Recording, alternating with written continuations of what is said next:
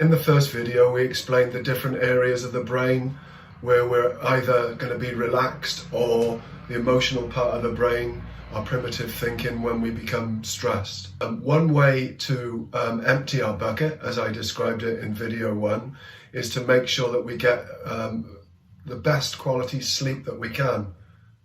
Realizing that this is a big challenge at times when we're at our most stressed, when big events are going on and it's affecting our thinking.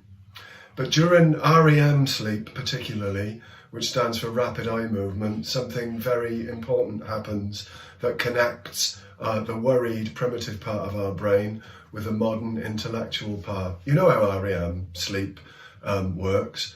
Perhaps you're feeling quite stressed about something, you go to bed and you're still thinking about it.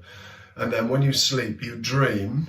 And during this dream REM sleep, the bad memories, bad thoughts and negativity is moved into the intellectual part of your brain whilst you dream, effectively clearing out your stress bucket so that you wake up in the morning feeling de-stressed as well as refreshed.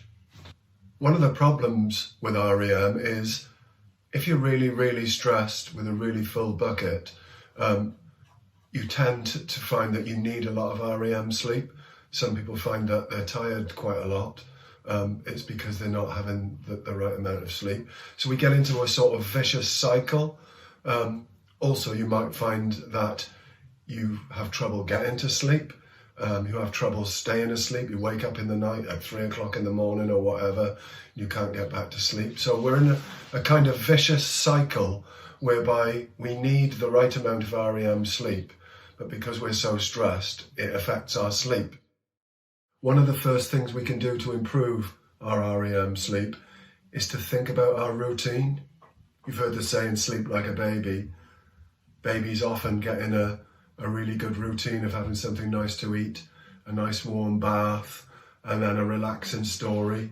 And as we become adults, we forget about the importance of routine on our REM sleep. What sort of routines are we into?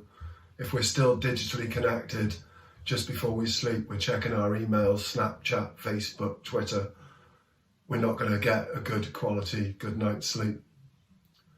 Think about the evening as you prepare for sleep when you've finished work. Is there a clear line for you when you've finished work and then you do some relaxing activities, something a bit more mindful to relax?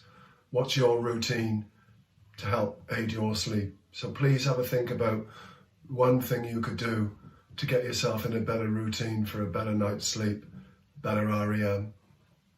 You're probably thinking, what is he talking about? I am so busy with all this that's going on at the moment. I haven't got time to think about this. If you were a lumberjack and you had 1 hour to cut a tree down, how long would you spend sharpening your axe?